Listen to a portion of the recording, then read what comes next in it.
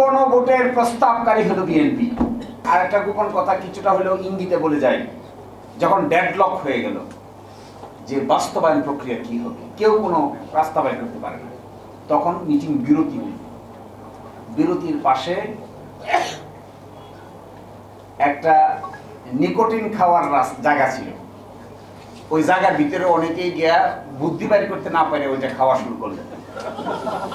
ওইটা খেতে খেতে কারো কারো মাথায় বুদ্ধি আসলো, না না পাই গেছি, ইউরেকা ইউরেকা ইউরেকা পাই গেছি পাই গেছি। সেটা কি, চলেন আমরা সবাই মিলে গণভোটের লাইনে যাই, মানুষকে জিজ্ঞাসা করি। কারণ রাজনৈতিক দলের কিছু লোক মিলে এখানে আমরা প্রস্তাব করতেছি, মানুষকে তো জিজ্ঞাসা করি নাই। তখন অন্যরা বললে আচ্ছা কথা তো ঠিক, মানুষকে তো জিজ্ঞাসা করা হয়নি, তো মানুষকে জিজ্ঞাসা করা কি হবে, কিভাবে? গণভোট গণভোট গণভোট।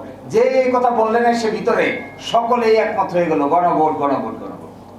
প্রস্তাবকারী লোক মানুষ, প্রস্তাবকারী দল এখন বলছেন গণভোটের আদেশ মানতে তারা বাধ্য নয়। হায় রে কপাল!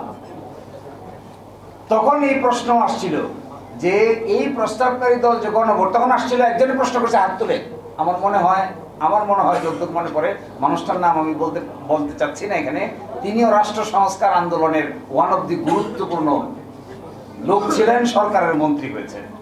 তিনি বললেন সংবিধানে তো গণভোট নাই। তখন প্রস্তাবকারী সদস্য আনসার দিল,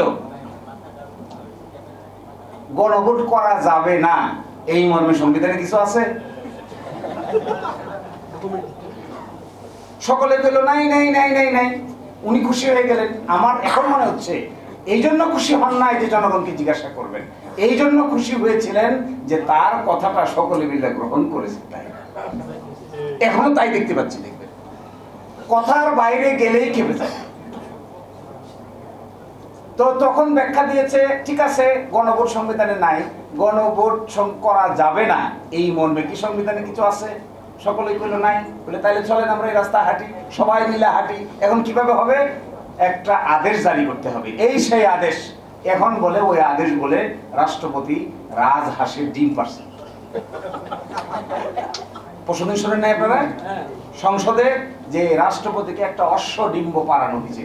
রাষ্ট্রপতিকে উনি জিজ্ঞাসা করেছেন যে অশ্বডিম্ব কিভাবে পারলো? উনি বলছেন অশ্বডিম্ব পারে নাই, পারানো হয়েছে।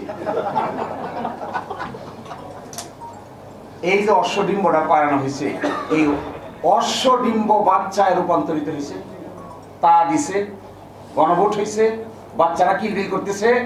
এখন ডিম্ব অস্বীকার করলে কি আর বাচ্চা অস্বীকার করা যাবে? ডিম না হয় আপনি অস্বীকার করলে বাচ্চা, গণভোট তো হয়ে গেছে, বাচ্চা ফুটে গেছে না? গণভোট হয়ে যাওয়ার পরে 70 লাখ লোক এটার পক্ষে রায় দিয়ে দিছে। এর মানে কি? খালি বাচ্চা কিলবিল কিলবিল কিলবিল কিলবিল করতেছে। এই কিলবিল কিলবিল বাচ্চাটাকে এখন আপনি বলতেছেন এগুলো সব আন্ডা পর্যায়ে আছে। তো আরো আশ্চর্য বিষয়, একজন রাষ্ট্রপতিকে কালকে বলছিলাম, এমন কি রাষ্ট্রপতি যে রাষ্ট্রপতি অশ্বডিম্ব পারবে, এটা আবার আরেকজনকে বলে দেয়। কি আশ্চর্য রাষ্ট্রপতি এটা! এই জন্যই তো এনসিপির লোকেরা সবাই মিলে চাইছিল এইরকম রাজহাঁস যেন বাংলাদেশে না থাকে।